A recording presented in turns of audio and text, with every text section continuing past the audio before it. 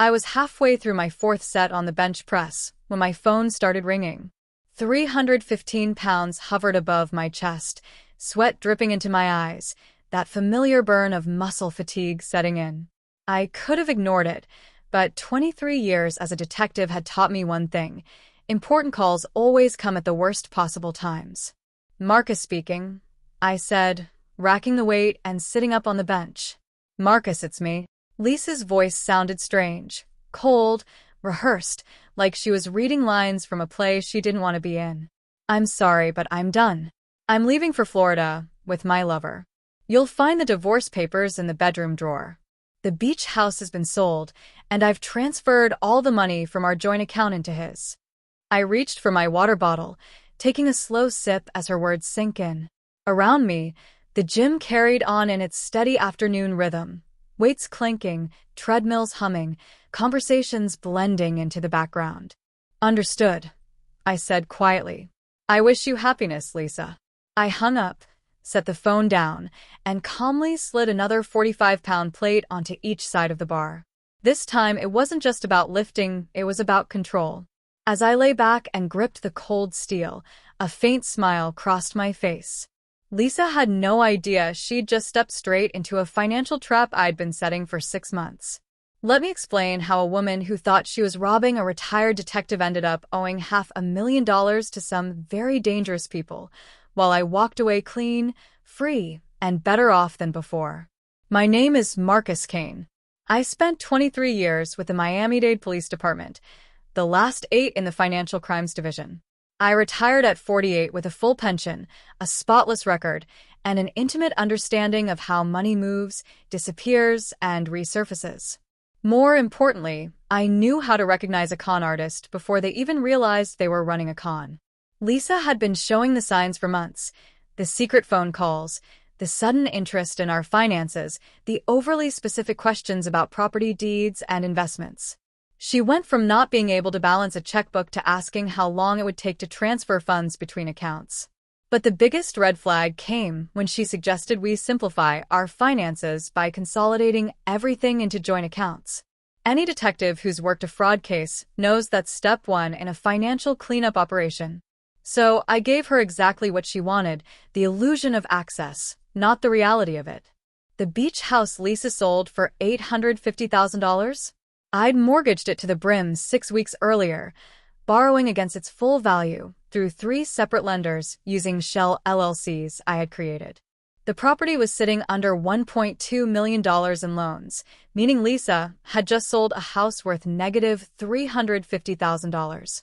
Her buyer now owned a beautiful beachfront property drowning in debt. The joint bank accounts she drained? Those were decoys. 3 months earlier, I'd moved every real asset into a maze of business accounts, investment trusts, and offshore holdings. The $200,000 she thought she stole was actually borrowed money, secured against hidden assets she didn't even know existed. That's when my detective instincts kicked in. I knew her lover, Danny Castellanos, a small-time conman I'd arrested twice. His specialty was romance scams, preying on lonely, divorced women and convincing them to invest in his fake businesses. He'd already done 3 years in state prison for elder fraud and was currently under investigation for tax evasion. Lisa had no idea she'd fallen in love with a professional scammer who was already on federal radar. While she packed her bags for Florida, I made a few calls to some old friends. A quiet tip to the IRS about Danny's unreported income. A note to the FBI's Financial Crimes Task Force about his latest operation. And a friendly chat with the U.S. Attorney's Office regarding stolen property transfers that matched her sale.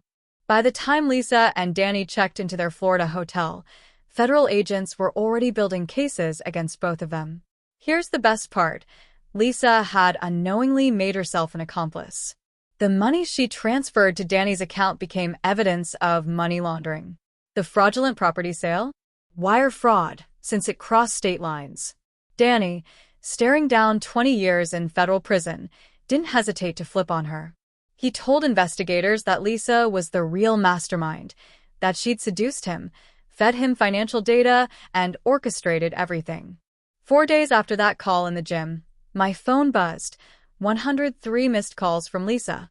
When I finally answered, her voice trembled. Marcus, what did you do? I did exactly what a retired financial crimes detective does when someone tries to rob him, I said evenly. I let them commit every felony while documenting each one. They said I'm facing 20 years for fraud and money laundering, she cried. That sounds about right, I replied.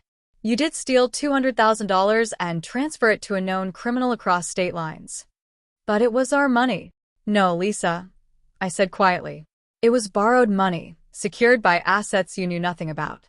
Assets that are now legally protected from any claims you could have made as my spouse. The silence on the other end was perfect. You planned this, she whispered. I'm a detective, I said. Planning is what I do. 6 months later, Lisa was serving 18 months in federal prison. Danny got 5 years, his cooperation deal falling apart when prosecutors realized they didn't need him.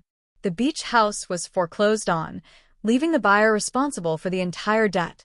Meanwhile, I finalized the divorce while Lisa was still behind bars, relocated to a new state, and started a security consulting firm using the assets she never touched. People sometimes ask if I feel guilty about what happened to Lisa. I tell them the truth. I feel exactly the same way I did about criminals when I was still wearing a badge, satisfied when justice is served.